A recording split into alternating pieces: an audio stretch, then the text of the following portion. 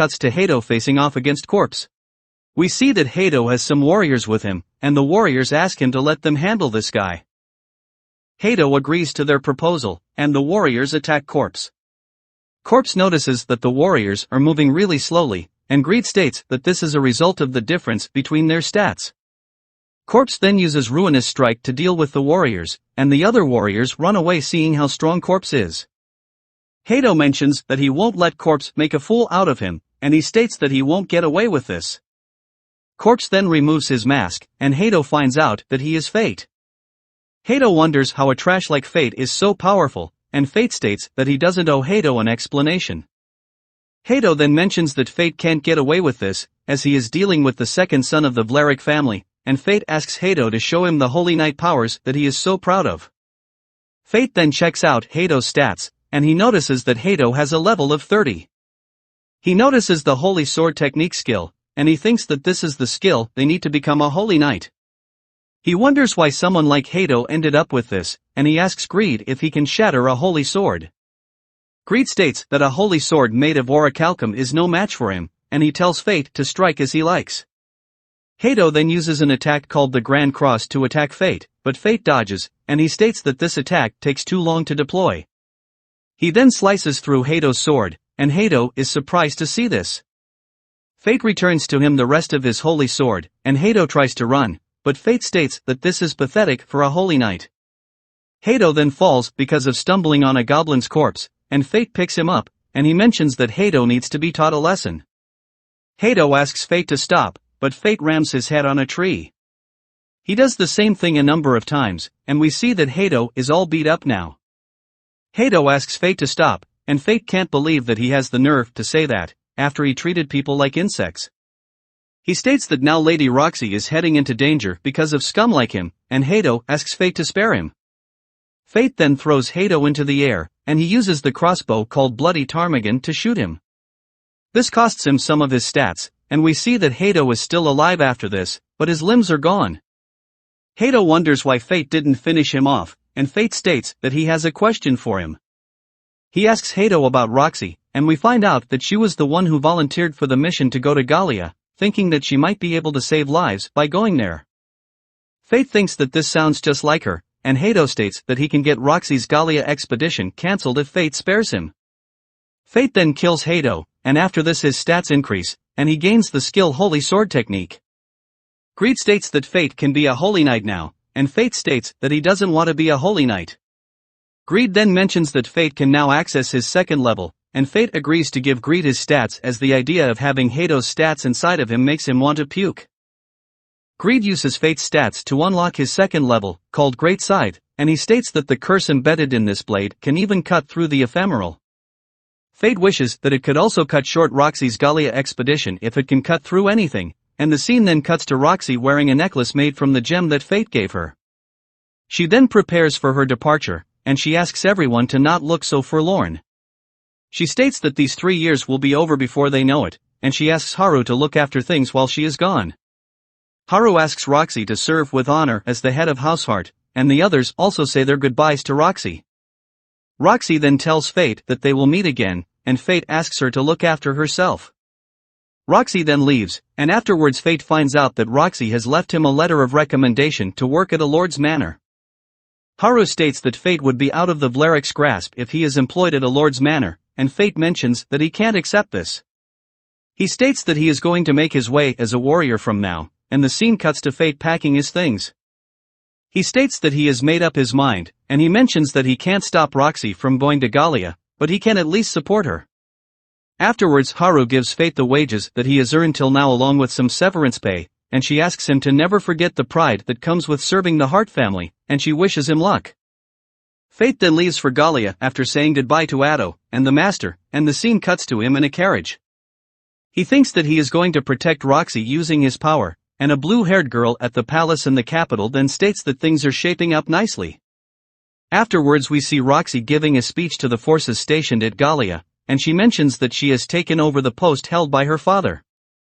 She states that her goal is to fell the divine dragon that has awoken after a millennium of silence, and protect the capital of Seafort, and for this she is going to need the help of everyone here.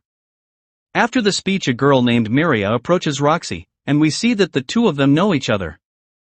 Roxy is surprised to see Miria here, and a warrior named Mugen then comes there, and he calls Miria Missy.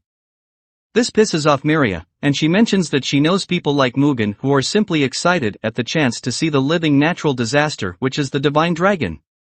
Mugen states that he can't deny that, as most warriors relish the chance to see how far they can go, and Miria thinks that he is a really big idiot. Roxy asks her to not be so harsh, and Miria is happy to get scolded by her.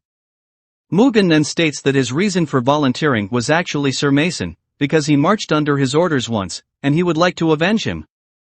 Roxy thanks him for this, and she wonders if his family won't oppose his trip to Gallia.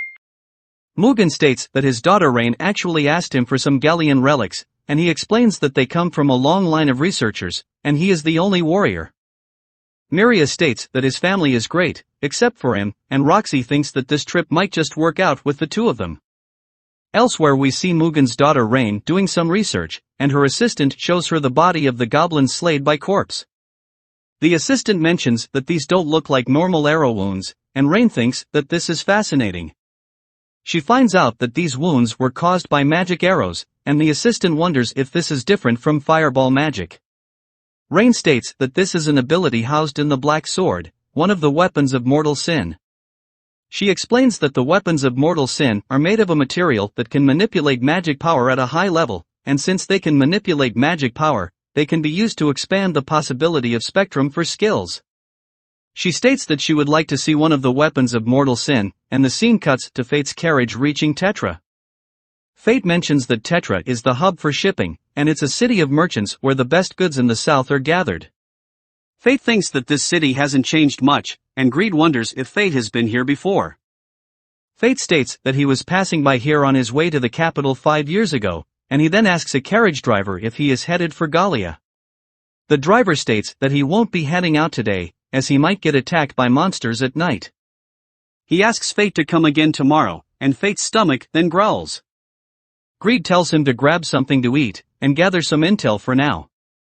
He states that after that they can go shopping for a scabbard for him, and he mentions that now Fate has the holy sword skill, and he needs to buy a scabbard for him which can live up to it. Fate then goes to a restaurant, and inside he notices a guy asking some warriors to save his village. The warrior states that this much money is not even worth the trouble, and they bully the guy. Fate then comes there, and he teaches the warriors a lesson, and he recognizes the guy as Seth. Seth also recognizes Fate, and we then see a flashback, and in it Seth is bullying Fate due to his everlasting hunger. We then see Fate's father protecting the village against some monsters, and the fight leaves him injured. Fate makes some medicine for him using herbs, and one day his father dies while protecting the village. The villagers then think that the village chief only kept Fate's father around because he had the spear technique, and they wonder who is going to look after this extra mouth now. They then chase Fate out of the village, and the story comes back to the present. We see that Seth is groveling while asking Fate for help, and he states that he realizes that this is selfish, but Fate is a warrior, and he needs his strength.